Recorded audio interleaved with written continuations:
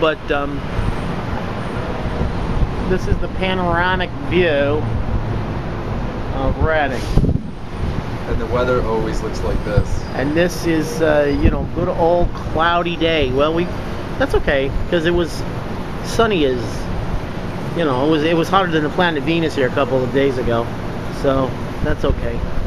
But I got with me, I got Kerry Weaver, who I've always considered to be one of our best artists around here, and I'm sorry to say that Kerry's going to be leaving us for better horizons. He's heading out to San Diego shortly, so we're going to be missing him around here. Making blender drinks at a beach bar near you.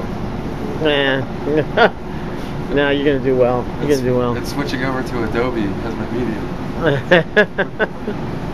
Well, should like oh boy, over there. Oh, that's constant. That's constant, yeah. We got the firehouse right there. We got. Well, it's just kind of a little New York here, though. You know, when you think about it, it's kind of like it's like a mix between Philadelphia and New York, but not really. Well, the good thing about living on the 9th floor is that the city looks very clean. And you can imagine that there's different people that are actually living here. Mm-hmm. Oh yeah, there are people that live in Reading. Everybody looks hip from the 9th floor. Yeah, but we're over a better section of town here. If you go over that way a little bit, you get over to the fun part where, you know, all the thing I'm gonna miss takes place. About being in Reading, which is not gonna happen in San Diego, is like we go hiking up on that hill over there. You get up there, and there's like you walk through the city a couple blocks and hit up on that hill, and you're in the middle of a forest. The other day we went kayaking from Felix Dam all the way down to Canal Street, down the river, right past going past Carpenter Steel, running along the river right there under the bridges. That was pretty cool. Yeah, I don't know what they were pumping out into the river, but it looked like clean water.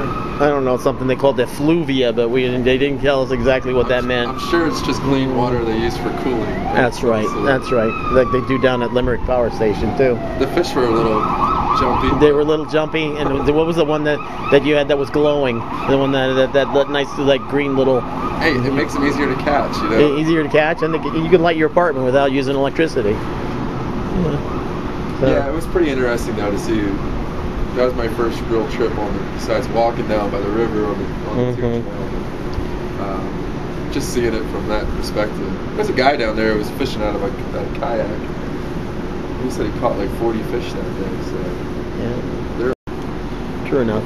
Yeah, the colors are definitely different, and I've noticed, you know, from living here and in pretty much modern drywall box apartment, and then coming from living in the historic district, the old, you know, wood moldings and proper building materials that really influence the.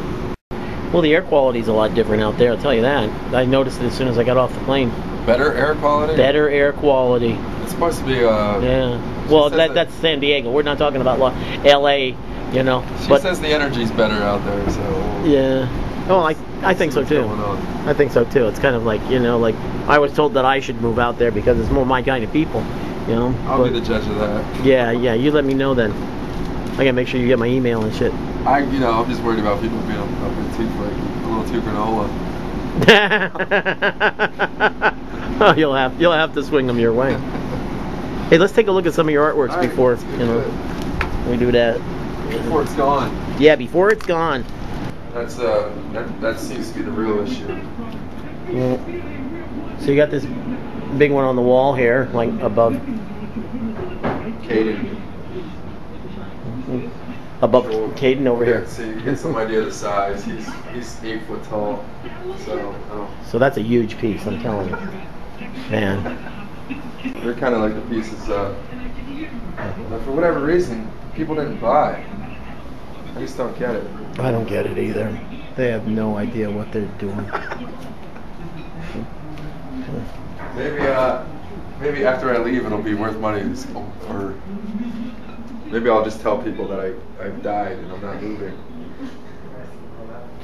Oh, well then we could auction them, and then that would be a hell of a lot. I highly doubt it would be the first time that somebody is. Well, you know, half the time your work ain't worth squat until you die. You know, I mean. Doesn't look that good. Yeah. Now this piece is this is made of styrofoam. On the Styrofoam, wood, some latex paint. It's a reproduction of a shoe sole, which I thought was well done. Mm-hmm. It had to be documented.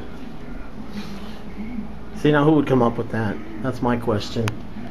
You know, like there's a lot. I mean, it's representative art, but of the bottom of a shoe. That's, you know, which takes something realistic and makes it abstract. Kind of It's cool. a lady's shoe, but I still did it anyway. Oh, you're not a sexist, are you? No misogyny for you, huh? Hey, you know, whatever is well done is well done. Mm-hmm. This thing has certain animal tendencies here. Well, you know, I've heard antelope. I called it the Lenape fish totem for the Native American tribes that were here. Because it had a certain fish shape to me. It's cool. Other people said antelope. Antelope? It's grazing antelope. It's a crazy antelope. It's a crazy. It's the Granger. Now this piece is all wood, right? No, that one's styrofoam too. This is styrofoam too? I did it. I don't know why I had. You know why I had the styrofoam? I had lived here. Thank you. I had lived here with a roommate of mine, and I built a wall in this place made out of styrofoam. So this was kind of like the leftover styrofoam after I tore the wall down and moved out. So I made a few things in that nature.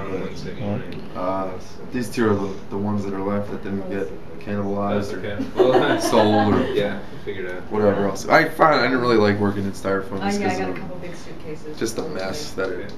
Oh yeah, then you It's breathe that like dust all over around, everything. It's Yeah, just not I'm a. going with Tom. Just really. It's just not a material that sings to me. Not that it's bad, you know. I like the Well, not pieces anymore, that are done anyway. with it. So anyway, You know, well, thank it's you saying to very you, much. it's saying to you at one time, It's too cold.